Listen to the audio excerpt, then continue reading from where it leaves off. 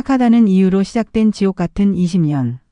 20살 저는 세상에 대해 아는 것이 거의 없었습니다. 부모님의 반대와 주변의 걱정에도 불구하고 저는 한 사람을 택했습니다. 그가 착하다는 이유만으로 결심한 결혼이었습니다. 그 말 한마디가 제 심장을 움직였고 저는 그의 손을 잡고 새로운 가정을 꿈꿨습니다. 착함은 제게 사랑의 전부를 설명하기에 충분했습니다. 어쩌면 그 말 때문에 저는 눈앞의 현실을 보지 못했는지도 모릅니다. 결혼 초반 모든 것이 나쁘지 않았습니다. 남편은 말수가 적었지만 다정했고 화를 내는 일이 드물어 가족들 사이에서 온화한 사람으로 여겨졌습니다. 그 사람의 조용한 미소와 부드러운 손길은 제게 큰 위안이었습니다. 저는 그와 함께라면 모든 어려움을 극복할 수 있다고 믿었습니다.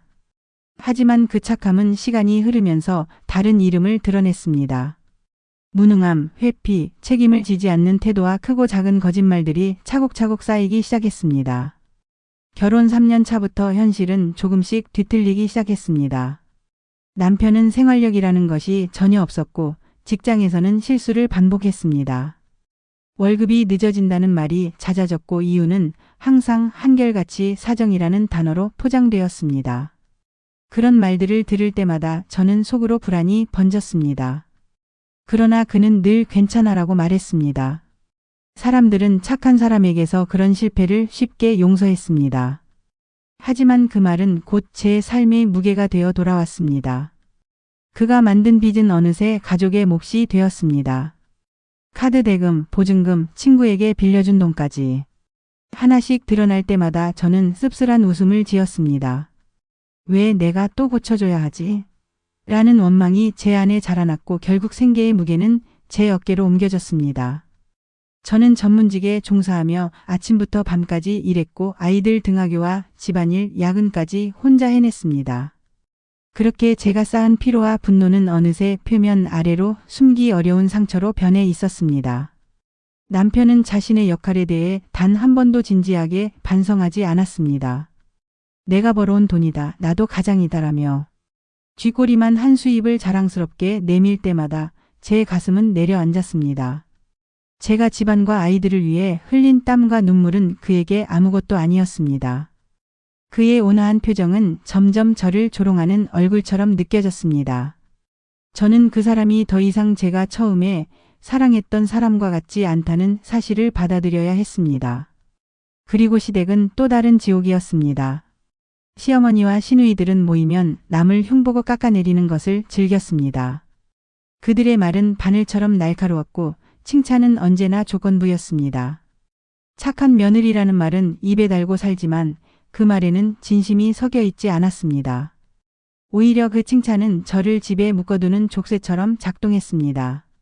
시어머니는 자주 죽고 싶다고 말하며 자식들을 불러 모았고 처음에는 다들 놀라 달려갔지만 그 말이 반복되자 점차 모두 무감각해졌습니다. 그 상황은 마치 한 가족이 감정적 기복에 중독된 것처럼 보였습니다. 시댁의 집은 늘 어수선했으며 청결과 위생은 뒷전으로 밀려 있었습니다. 명절이 되면 더 이상 즐거운 날이 아니었습니다. 시어머니는 밖에서 사온 음식은 무조건 의심했고 손수 만든 것만이 정성이라고 칭했습니다. 그 정성은 결국 우리 며느리들의 노동을 착취하는 명분이 되었습니다. 명절은 우리가 쉴 수 있는 시간이 아니라 또 다른 노동의 시작이었습니다. 아이들이 어렸을 때 저는 이혼을 결심하지 못했습니다. 부모님과 아이들에 대한 책임감, 그리고 참으면 나아질 것이라는 믿음이 저를 붙잡았습니다. 매번 스스로에게 약속했습니다. 조금만 더 참자, 빚만 갚으면, 상황이 바뀌면. 하지만 그 약속들은 하나둘 허물어져 갔고 제 삶은 점점 달라졌습니다. 밤마다 심장이 빠르게 뛰어 잠들지 못했고 억눌린 분노는 제 건강을 갉아먹었습니다. 거울을 보면 낯선 얼굴이 비쳤습니다. 저를 바라보는 눈빛은 피곤과 회한으로 가득했습니다. 결국 그 결혼 생활은 저에게서 많은 것들을 앗아갔습니다. 자존감, 친구 여가 시간, 취미, 그리고 무엇보다도 나라는 정체성까지.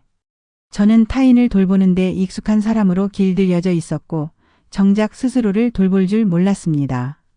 어느 순간 저는 나의 목소리를 잃었고 내 감정은 억압된 상태로만 존재했습니다. 그러나 그 억압은 결국 폭발을 준비하고 있었습니다. 어느 날 문득 나는 왜 아직도 참아야만 하는지 스스로에게 물었습니다. 아이들 때문에, 부모님 때문에, 남편의 착함 때문에 이렇게까지 희생해야 할 이유가 무엇인지 물었습니다. 그리고 저는 결심했습니다. 더는 종살이하지 않겠다고.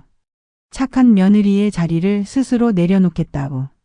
그 결심은 작지만 강력한 전환점이었습니다. 설날 저는 시댁에 가지 않았습니다. 남편과 아이들만 갔고 저는 집에 남았습니다. 그 선택은 주변 사람들에게는 이해받기 어려웠습니다. 그래도 가야지, 참고 살아야 한다는 말들이 돌아왔습니다. 하지만 저는 알고 있었습니다. 참는 것이 미덕이라는 오래된 신화는 결국 나를 병들게 했다는 사실을. 저는 더 이상 그 신화의 규칙을 따르지 않기로 했습니다.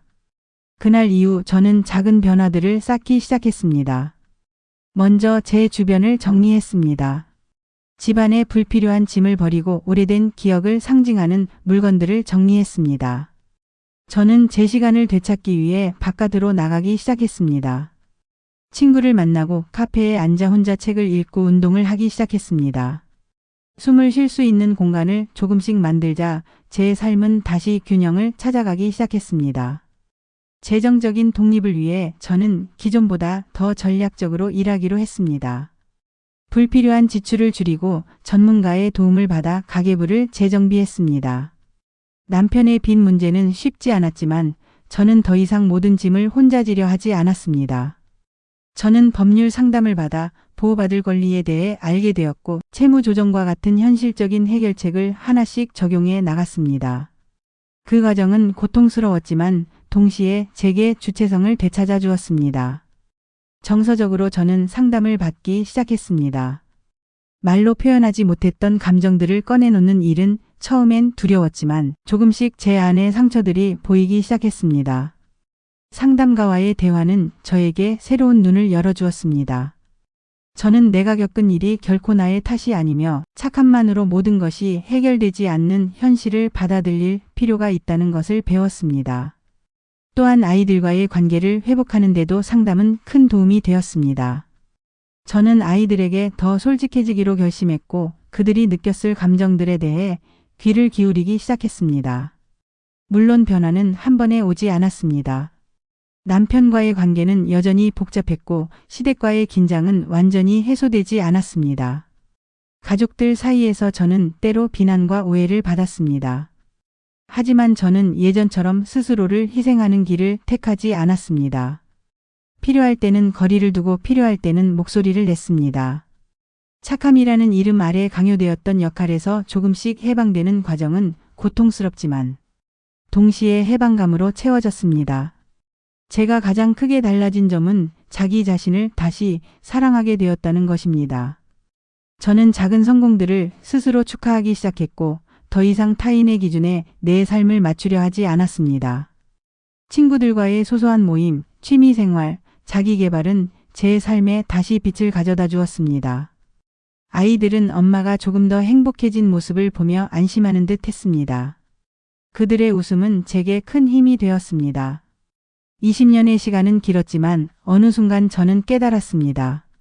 삶은 누군가의 착함을 시험하는 무대가 아니며 참음은 미덕이 아니라 도구로 악용될 수 있다는 사실을. 저의 결단은 비단 제 개인의 해방만을 의미하지 않았습니다. 그것은 같은 처지에 있는 많은 여성들에게 보내는 작은 신호였습니다. 너희도 너희 자신을 지킬 수 있다라는 희망의 메시지였습니다. 그 결심 이후에도 현실은 녹록지 않았습니다. 남편과의 대화는 자주 감정의 소용돌이로 변했고 때로는 침묵만이 남았습니다. 그는 변해야 할 필요를 느끼지 못했고 저는 변화를 요구하는 사람이 되었습니다. 그러나 변화는 한 사람만의 노력으로 가능한 것이 아니었습니다. 저는 그 사실을 알고 있었지만 제 선택은 이미 내려진 상태였습니다.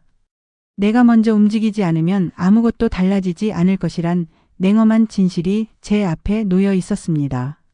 어느 주말 저는 아이들을 데리고 공원으로 나갔습니다. 따스한 햇살 아래에서 아이들은 뛰놀았고 저는 한참을 벤치에 앉아 그 모습을 지켜보았습니다. 그때 제 등 뒤로 남편이 다가왔습니다. 그는 눈빛이 초라했지만 말없이 제 옆에 앉았습니다.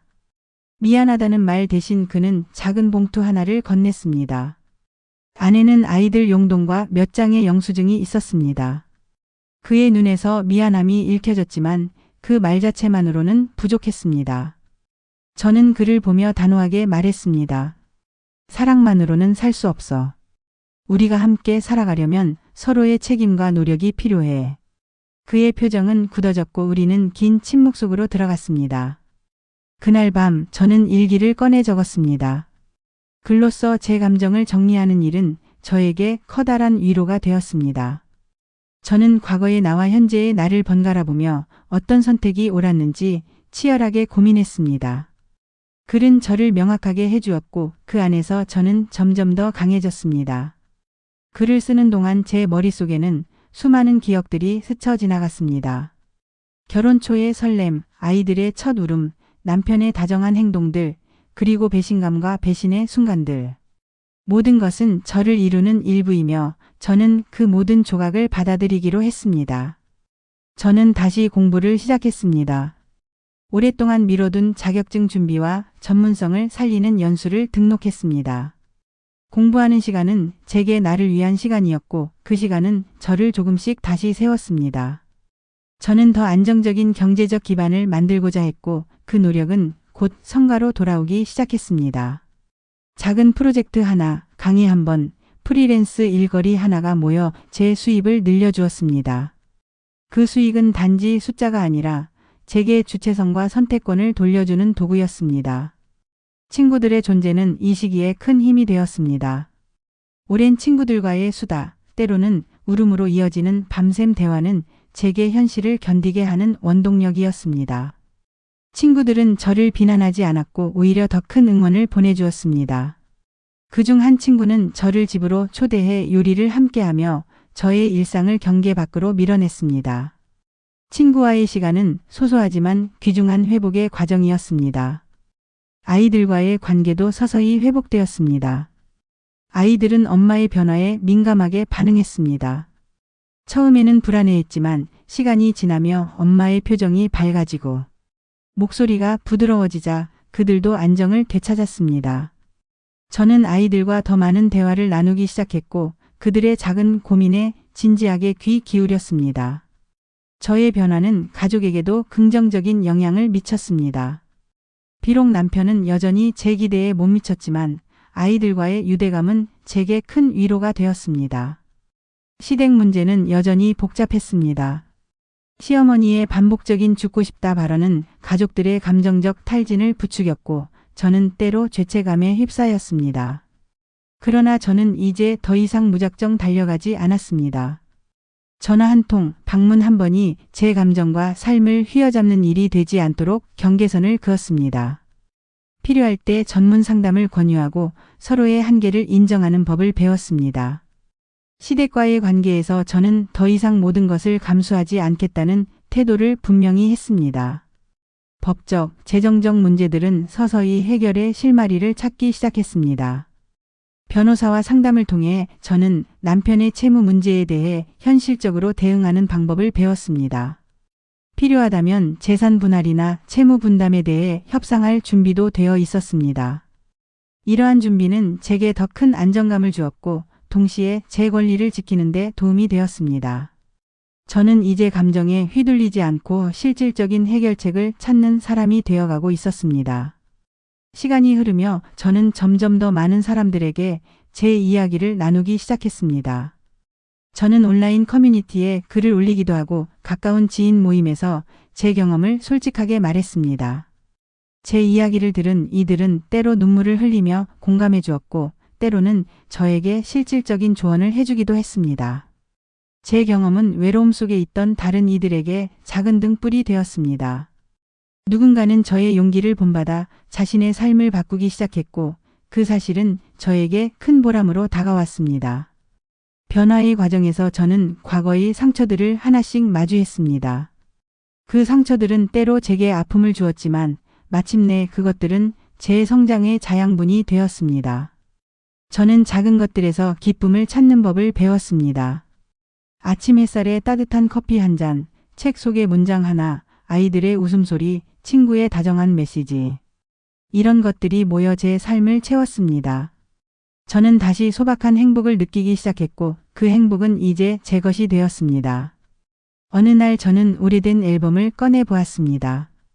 아이들의 사진, 결혼식 사진, 여행 사진들. 그 속에는 웃음과 눈물이 함께 담겨 있었습니다.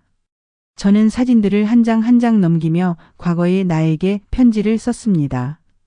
너는 충분히 잘했어. 내 감정은 중요해. 너는 사랑받을 자격이 있어라고 적어 내려갔습니다.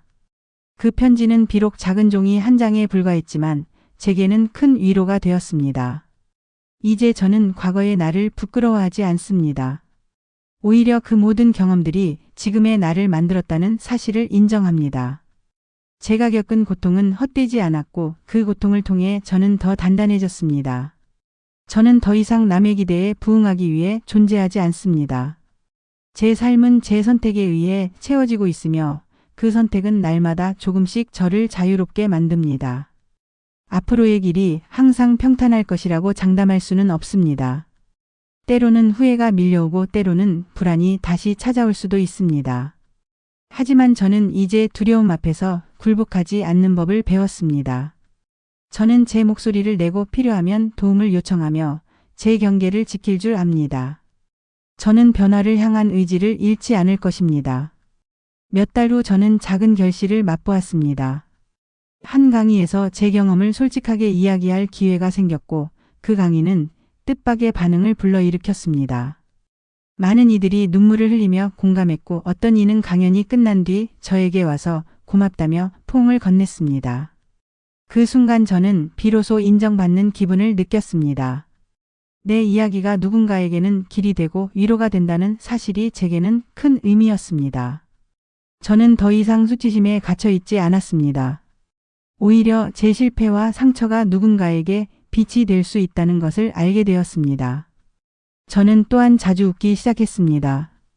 소소한 유머를 되찾고 가족과 친구들과 떠드는 시간이 즐거워졌습니다. 아이들의 장난에 어쩔 줄 몰라 하며 함께 웃을 수 있는 여유가 생겼습니다. 그 웃음소리는 저에게 회복의 신호였습니다. 저는 제 삶의 주인이 되었고 그 주체성은 저를 더 나은 인간으로 만들어 주었습니다. 지금 저는 과거의 흔적들 속에서도 희망을 봅니다. 그 희망은 거창한 것이 아닙니다.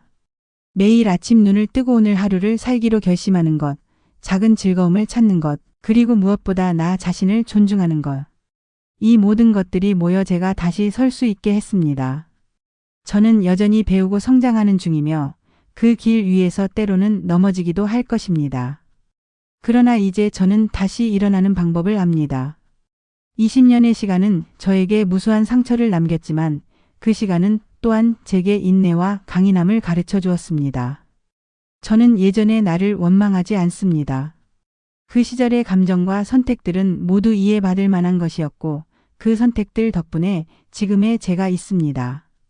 저는 앞으로도 제 삶을 능동적으로 설계하며 스스로 만든 규칙 안에서 행복을 찾아갈 것입니다. 혹시 지금 이 글을 읽는 누군가가 비슷한 상황에 있다면 부디 용기를 내십시오. 도움을 요청하는 것은 약함이 아니라 강함입니다. 법적, 심리적, 재정적 지원을 찾으세요. 주변에 이해받지 못한 감정들이 쌓일 때 전문가의 도움은 큰 빛이 됩니다. 그리고 무엇보다 중요한 것은 자신을 잃지 않는 것입니다. 당신의 감정은 소중하고 당신은 사랑받을 가치가 있습니다. 마지막 장면으로 돌아가 봅니다. 어느 평범한 오후 저는 거울 앞에 섰습니다. 거울 속 얼굴은 여전히 나이를 먹었지만 눈빛은 여전히 단단했습니다. 저는 웃으며 속으로 말했습니다. 이제 넌 내 이름으로 살아갈 자격이 있어. 그리고 문을 열고 밖으로 나섰습니다. 햇빛은 따뜻했고 바람은 상쾌했습니다. 저는 가벼운 발걸음으로 집을 나서며 앞으로 펼쳐질 날들을 기대했습니다. 이 자유는 누군가에게는 당연한 것이었을지도 모릅니다. 그러나 저에게는 값진 승리였습니다. 착하다는 이유로 시작된 20년은 저를 많은 곳으로 데려갔지만 결국 저를 제 자리로 이끌어 주었습니다. 이제는 반대로 누군가의 착함을 이용하는 사회적 틀을 부수고 싶습니다. 우리가 착함이라는 이름으로 서로를 고단하게 만들지 않기를 바랍니다. 여러분도 부디 제 이야기를 통해 조금이라도 위로받고 필요한 용기를 얻어가길 바랍니다. 나는 이제 착한 며느리가 아니다. 나는 내 이름으로 살아가는 사람이다. 그리고 그 삶을 나는 끝까지 지켜낼 것이다.